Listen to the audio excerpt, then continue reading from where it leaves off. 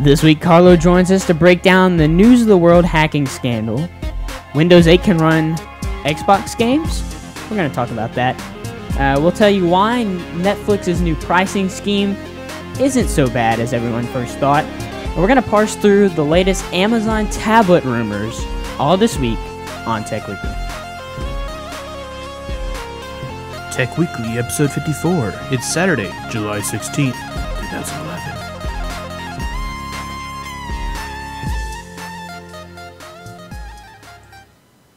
What's up?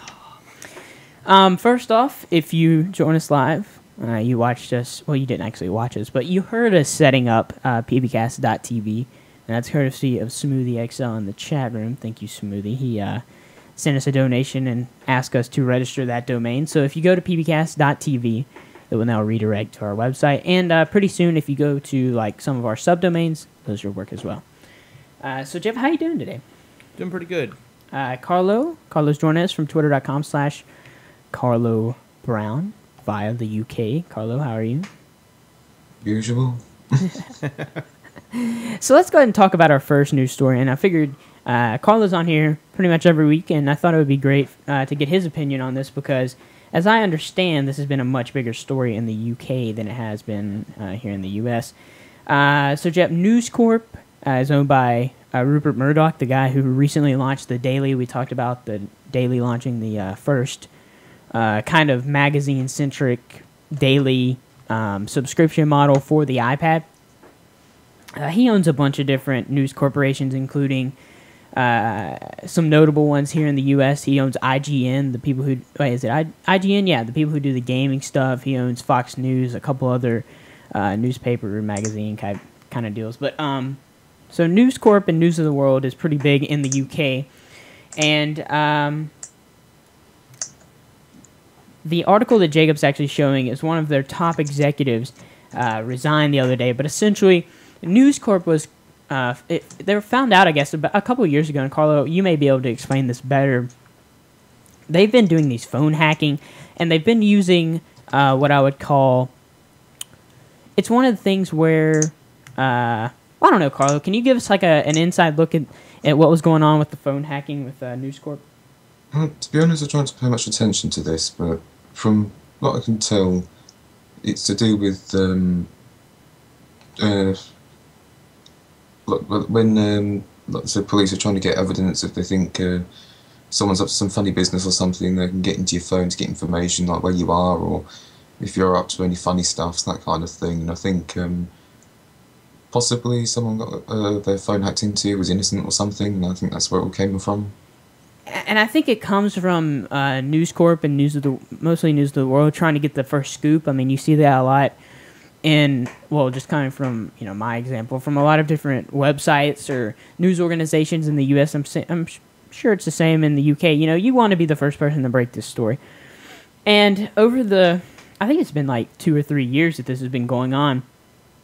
Essentially, you've had a lot of people trying to break stories pertaining to anything from like credit card fraud to any big story, and it turns out that News Corp and News of the World had actually been credited to hacking into Gordon Brown, the former was he the Prime Minister? Yeah, he was. The former Prime Minister of England. They actually hacked into his voicemail, and then they got into his cell phone, trying to get records of his one of his child's medical records. I don't know why you'd want those, but anyhow, this has been going on, and News of the World has essentially, they're going to shut down because of this, and a ton of employees are going to be lost, and Rupert Murdoch and some of his surrounding, corporations are really losing their credibility right now because of this.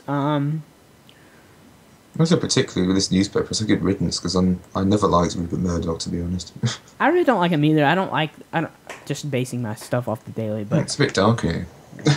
I think it's done to sectionalism. There you go. I look like a stalker. Let me see. I'm looking at this right here. So this is from Marketing Week. The News International is placing a full-page apology ads across its range of national newspapers as a part of a raft of marketing activities to repair the company's tarnished brand perception. Ads are going to appear all over national newspapers, including rival publisher titles, including the Daily Mail and the Mirror. This weekend, apologizing for the phone hacking scandal of News of the World. So the last couple volumes of News of the World are going to have, because they're going to shut down in the next couple of weeks, they're going to have, I read this in one of the news stories I was doing for research, they're going to have, all of their ads are going to be for nonprofits, and any of the ad revenue that they make through this is going to go to nonprofits. So they've essentially said, we're folding, and we're not going to collect any more money. You think this is like the right thing to do, Jay? I mean, I don't know. It kind of seems like a simple scandal at first, but when you figure out that this has gone on for so long, that maybe they just said, well, I think our brand recognition is too far. You know what I mean? I mean, I don't think we can go any further without tarnishing our brand more.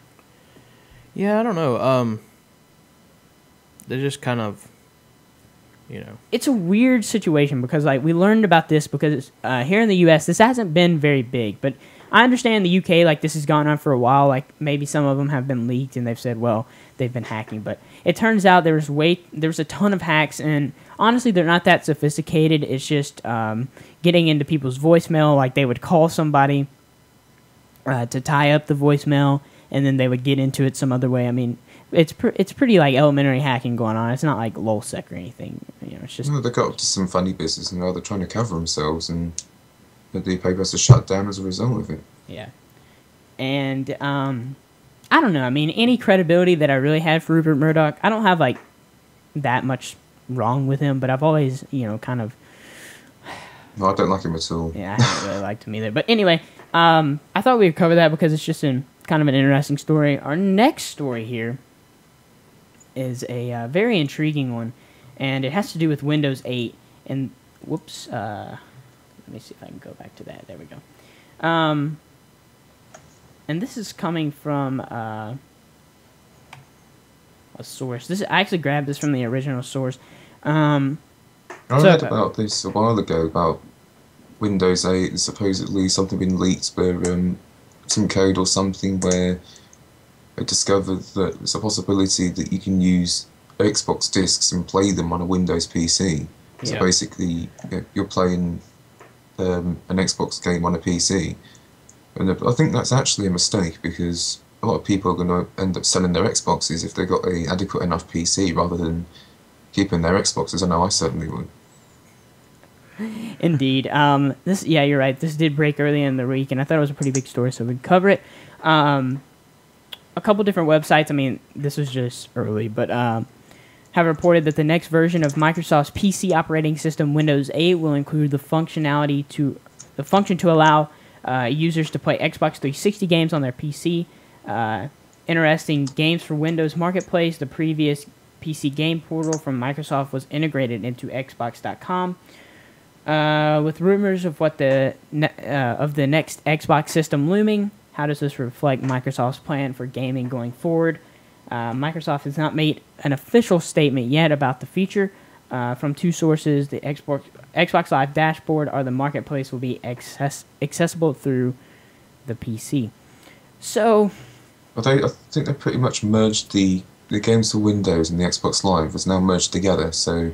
But doesn't that seem like a logical step? I mean, in my opinion, it does. Because Xbox, like Microsoft has always, I think it was at first kind of a bet with the Xbox, but I mean, Xbox has become one of Microsoft's greatest products. Like, they've got a huge gaming market share for consoles, at least, in the market. I mean, doesn't this kind of seem like a logical step, in a way? No, it's a logical step to put the games for Windows and the Xbox.com thing together. But I think so it's sort of good and sort of bad because as a consumer or whatever, it'd be awesome for me to save some money, get rid of my Xbox and just play the games on my PC. Yeah, but then you have as the actual people that are selling it now, nobody's buying Xboxes because they have a computer now. Yeah, pretty much Yeah. on Microsoft's side. Yeah, no one's going to buy Xboxes anymore unless they want the Kinect. Unless the Kinect are probably going to work on a PC as well. So Which also means that they might increase the cost of Windows 8 to accommodate for that, you know? they Now, possibly could do. do you actually think that I personally I don't think in the long haul that they'll actually see the effects of not selling the Xbox anymore, because I think an Xbox is so low now. I mean, you can get this. How much was your 4 gig? Like they're $199, I think. I'm pretty sure. So And I think with the younger people, will more likely get a console, where us older people like me would probably be content to use their existing PCs and not spend the extra money on a console. yeah, Hey, If but this is actually going to happen. if I could bind my keyboard and mouse to play Xbox games, hey, I'd do it. I could play Halo substantially better with a keyboard and mouse than I could with a controller any old day. Well, you can plug a controller into a PC and do it that way anyway. So I know, but I'm just saying, like, I Yeah. have more dexterity with a mouse and a keyboard than I do with a Xbox controller. I think that's one thing that a console is always limited to you to. I mean, essentially, you can only play it with this controller here. Yeah, like try playing Portal on Xbox. It's very difficult. Yeah, it is a lot harder. Honestly, I think this. It's an interesting step. This kind of came like I read this headline. I'm like, well, where'd this come from? You know, but in a way, it makes sense. And judging by this next article that I put in here, this is from thisismynext.com, and this is Nilay Patel writing. He says that a Microsoft executive told him that they're in the future. This is what Microsoft is striving for. So in 2010, they have 694 million users between mobile, PCs, and Xbox. Okay, or volumes, not users, but volumes of their operating system. By 2012, they want to, or this is what it'll be. It'll be 57% like mobile, tablets, and stuff. It'll be 39% PCs, and then 4% gaming. And this is something that a lot of people have compared to. Apple used to tout that Mac OS was behind iOS, so not really, but in a way, I guess it is. Can you see this? I mean, I think this will be kind of a bad move for Windows because they still have a giant. I mean, it's just huge how much market share they have in the enterprise.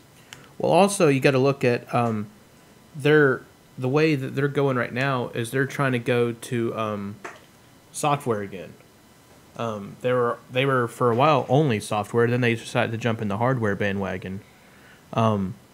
Now it looks like they're going back to software again because they don't actually build any of the phones and stuff like that. The only thing they build is Xbox and some controllers and stuff. And the Xbox is not Microsoft branded hardware. It's other people's, and they're the guys to make it for them. But like, I don't know. I see them wanting to get more back into like the PC.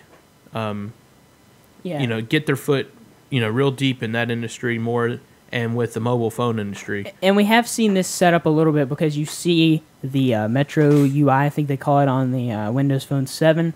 And then you've also got Metro UI going to be more implemented into Windows 8. I don't know if you've seen that dashboard yet, but they actually have a Metro UI. You can actually use a full touchscreen interface to Windows 8 that allows you to browse the web, it allows you to look at pictures, and it's based on HTML5, kind of like WebOS is. It's basically like their Windows Media Center, kind of. Yeah, it's like an overlay over Windows. I mean, you can still get down to what you would see on Windows 7 now, but Well, it's pretty much the way I see it. It's like having Windows Phone 7 on your PC. Yeah, pretty much. A little bit different, but yeah. And I think they're trying to go the same route like Android's going with the one OS that works on everything. I like that. Windows 8 will now install on a mobile phone or something, and it just scales itself and reconfigures its layout so that it works for the size screen you're on. And that's I think where everything's going anyways, because it's a lot more programming in the sense of getting it right, but once you get it there, it's like I don't have to go and develop like 3 different operating systems for all our hardware. I just have one that scales itself to whatever it's on. Yeah, and if you don't mind scrolling down a little bit, Jeb, there's a really cool illustration, or not not cool, but I mean that's what it'll look like. I mean you've already got Windows Phone 7 in place. Presumably that little netbook or whatever that is, that's what Windows 8 will look like. And then you've got the Xbox Metro UI, which we've already seen with the Kinect. Jib. Just playing around a little bit with the Kinect. That's a pretty good navigation system to allow you to navigate with the Kinect controls and stuff. Yeah, there you go. And then you've got a tablet behind that laptop there. Yeah. I mean, they're just showing how it's all working together in the sense of, which the way you're saying it, the Xbox is going to be probably not in the picture really. I mean, it will be still. It's not like they're going to stop supporting the Xbox, but it's going to be like all the same style looking stuff. Now, going back to the original story, can you see Microsoft phasing out the Xbox, or do you think they'll continue development? Because honestly, I think there's a huge market share for console gamers. Yeah, I mean, everybody wants a console, or a lot of people want a console, just because it's just, I guess you don't have to have a big old computer or whatever. Just like Smoothie was saying, there's no barrier to entry. You get that. Smoothie was saying, with a PC. I think they would carry on to do it to give you choice, because I think this PC thing is more of an experiment than anything else. Yeah. Well, like they were saying was, a graphics card costs as much as an Xbox does. Yeah. It can do. The graphics card in the Xbox is not, but it's not the most high-end thing. Yeah. Yeah, but it plays the games of what they output. So it's like basically this is your bare minimum that you need to be able to run our games, and it's not going to be all laggy and weird. It's just going to work. You don't have to go in there and try to build up a beefy system to play it, which then also limits you, because then you don't have these super awesome cool games that you could get on like the PC, like Crysis or something that has all these effects and stuff. Now, quite possibly though, if they do this, I could put an Xbox game on my PC which has a better graphics card, and it might scale it up and make it look better. Something I see with this is I don't honestly I would hope that Microsoft keeps them as two separate entities, and I think they will, because like Jacob said, I think, let's just say that my 10-year-old cousin, he wants to play video games. His parents are not going to buy him an $800 gaming computer when they could buy him a $200 Xbox that, debatably, I mean, it'll play the game. I mean, it looks pretty daggum good. So, I don't know. I like the fact that if you buy an Xbox game, that's one of my things right now. If I could just get this Xbox game I just bought and just put it into my Windows 8 PC, that would be pretty awesome, you know? It's nice to have choice, because you might have a setup where you like playing your Xbox at home, and then you might want to, you take your laptop with you, and you might want to play your Xbox games on your laptop. Yep. When you're on the move or whatever. Indeed. All right, so our next story here caused a ton of outrage on Twitter. I mean, I've heard so many people talking about this because Netflix is pretty big in the U.S. now. DVDs are not dead yet. This is coming from the New York Times, but they're going to cost more. At least customers of Netflix, the popular entertainment service, which said Tuesday that they will sharply increase their pricing from its Internet Plus DVD mail-in plan. What costs $10 a month now for online streams of movies plus one DVD by mail at a time per month will now cost $16. The company said, acknowledging the high cost of mailing physical DVDs, but also admitting that many people want skinny little discs. Online streaming will remain $8 a month. Netflix advertised the change in the new choice for consumers. For millions of customers, the shift in price might actually change the daily calculus from an entertainment diet made up of a myriad of choices, cable television package, online streams, Redbox rentals, and iTunes downloads. So, on many of their pricing plans, they upped the cost by 60%. And looking at this, I would argue that yes, the DVD by mail, if you're getting both, you're going to pay more.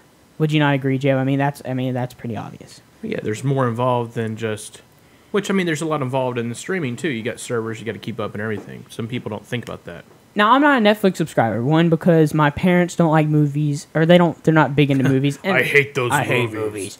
And the second of all, I mean, I'm not big into movies. But that's one thing. I mean, my dad has talked about cutting our satellite just because we never watch it. And more than likely, we would get a Netflix streaming account or either a 1 DVD per month, because $16 a month, even $10 a month, $8 a month, whatever, you can't really beat that, you know, for unlimited movies, streaming, a couple of DVDs, you know, at a time. There you go. So obviously, if you're getting both, you're going to pay more. But the thing I like about this new pricing plan is the people who are just streaming but still having to pay for the DVDs per month. Now, I understand they did recently implement a just streaming plan a couple months ago. But not too many. They obviously didn't get too much of a market share with that. So, Jet, what do you think? I mean, if you're paying for 1 DVD a month but streaming most of the time, couldn't you just kind of look at this and say, well, I don't need those DVDs. Couldn't I just go down to the lower streaming plan? Yeah, but then when they have something that's not available on the stream and you want it, then you have to get a DVD. So you're like, well, crap. Yeah. Now, and personally, me, you know, this is just the whatever coming out of me. If I had a Netflix, let's get that Netflix going on. If I had a Netflix subscription of unlimited DVDs, I would be doing one like every day. And what I would do when I'd get it, I would just rip it to my computer. Yeah. But that's just me. This is a way for them to get everyone to drop DVDs, so everyone streams all the time, because I think most people are going to drop the DVDs. I think what was happening with Netflix is it's inherently less expensive for them to stream. I mean, you know, they just throw the movies up in the cloud. I mean, they do have to pay for storage. Yeah, they got to pay for the But they're already paying for that, okay? So, I mean, I think, honestly, Netflix wants to be a streaming service. They don't want to, I mean, DVDs by mail is getting so expensive for them that they just want to phase that out. And I know, I mean, they'll probably still have this for however long. I mean, they'll probably have it for the next 3 to 5 years, DVDs, because there's a market share for that. If my grandparents subscribe to Netflix right now, they don't know how to operate or they would not feel comfortable operating a streaming service unless they just went on their TV, which, you know, we're not too far off from that. I mean, pretty soon you could just hit a Netflix button on your TV, and it'll launch a Netflix application or a Netflix channel, and you could watch DVDs. Or not DVDs, streaming movies. Yeah.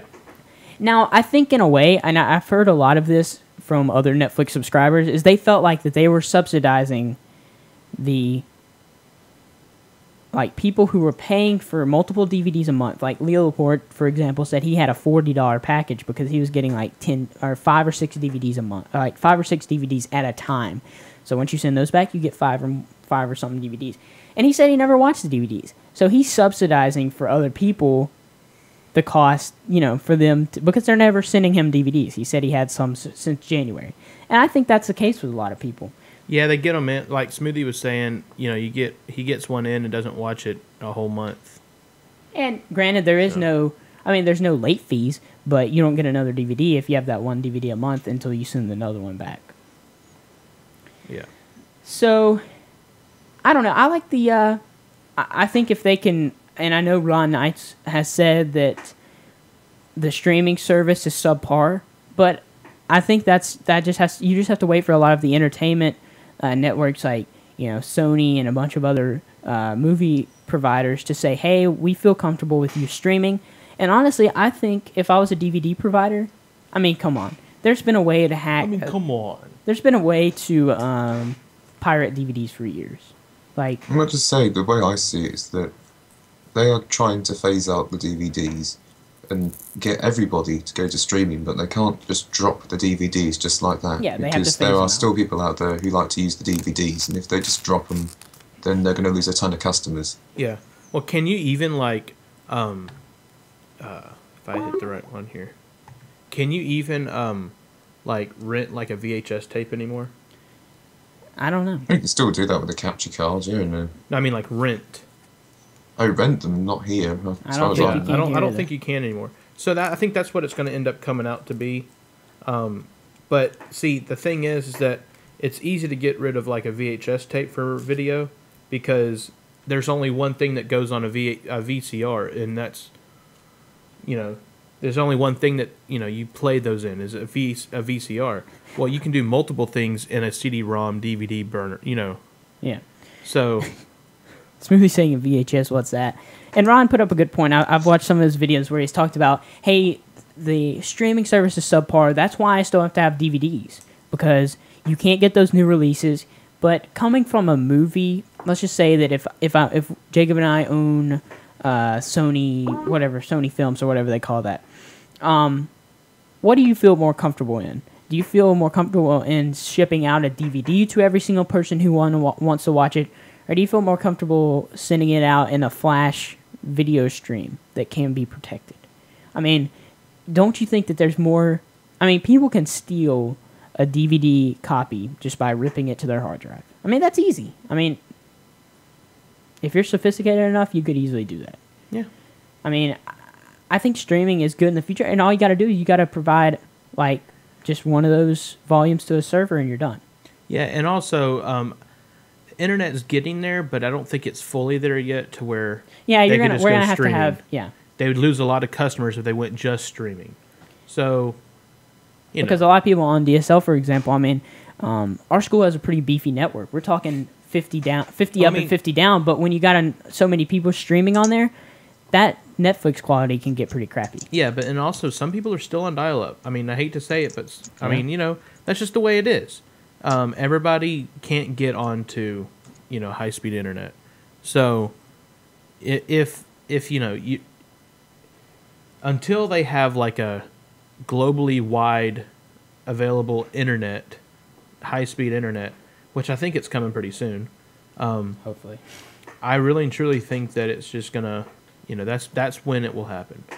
And you have to figure in caps in this equation. I mean, we've talked about it before. Right now, Charter, they have a cap, I guess, or do they? I mean, it's not Charter? a set. Yeah, it's not really publicly a set known, cap. but yes, it is. It's about 500 gigs a month, so which I have hit before. I don't know. They say it's unlimited because just about not everybody's going to hit up there, are they? I know, but then the super users like me that get into a thing of starting to download this and that, they can hit it, and then they're like, oh, and now you're throttled back. Yeah. And they tell you to restart your modem and all this stuff, and you're like, oh, okay. And just to delay it till the next. And one of Netflix CEO, or I don't think it's their CEO, but it's a guy up in the executive's office. He has argued before that, and I think this is probably true, that people like Charter, people like AT&T, people like Virgin in the UK, they're saying, hey, we only have so much bandwidth. That's not true. I mean, yes, it's not in a bucket. And I've heard a lot of people talk about this. We don't have, let's see, like 3 terabytes worth of, whatever. We don't have this much bandwidth. And once that much bandwidth is gone for the month, nobody can get it. It's just that you can't have so many people accessing it at once. So they have to throttle users like Jacob occasionally. Which, honestly, they don't really have to because the network's beefy enough. But, yeah. Anyhow. All right, let me pull up our final story here for the day. 2, right? Yeah, it's 2 stories. This came out earlier this week as well. And it was kind of shocking. Not really shocking, but... So, it was rumored that Amazon would have a new Kindle and a new Touch tablet. So, last September, TechCrunch got a tip from a source that Amazon was preparing a tablet that would run Google's Android operating system. The source was a good one. He also correctly called Amazon releasing their own Android app store. It took a while, but he nailed this news as well. The Wall Street Journal reports Amazon plans to release an Android tablet by late October. I thought they already have an Android tablet called the Nook. That's Barnes & Noble. Oh, is that Barnes & Noble? Barnes & I thought that was Amazon. No, and for the first time, the Nook Color, I think it's the Nook Color, is the leading ink reader. It runs Android. Right. So it's that's one of the guys at work. He keeps on asking me, oh, I've been wanting to get my wife that, Yeah, and CyanogenMod has that a Kindle or something. I'm like, you either get the Nook or you can get or go for like a full-fledged tablet, which you're going to spend more money on. But yeah. Well, the Nook is sold on Amazon, isn't it? That's where it became popular. yeah, I think that's why I'm thinking Amazon. The Nook Color is the one you could root and install Android on. Yeah. So a lot of people have talked about this because Amazon now has the ecosystem. You can get apps from Amazon through the Amazon App Store, which I would hope if they do an Android tablet, they better make their Amazon App Store better. Because right now, it pretty much sucks. I hate it. Oh, it's horrible. Because you have to, what it does, it's just an interface for shopping for apps. And then it takes you to a web-based store that you have to download the APK from. I'm like, seriously? But the one thing is that you got to think price point as well. Because if this thing ends up being the same price as an iPad, then I'd rather go for the iPad. Yeah. I think that's going to be one of the things that Amazon can subsidize it a little bit because they're going to say, hey, and Android is an open operating system. I mean, it's based on Linux, and you can, I mean, we've seen this before. You don't have to include the Android market. And granted, I'm sure, at least on this tablet, the Amazon tablet, that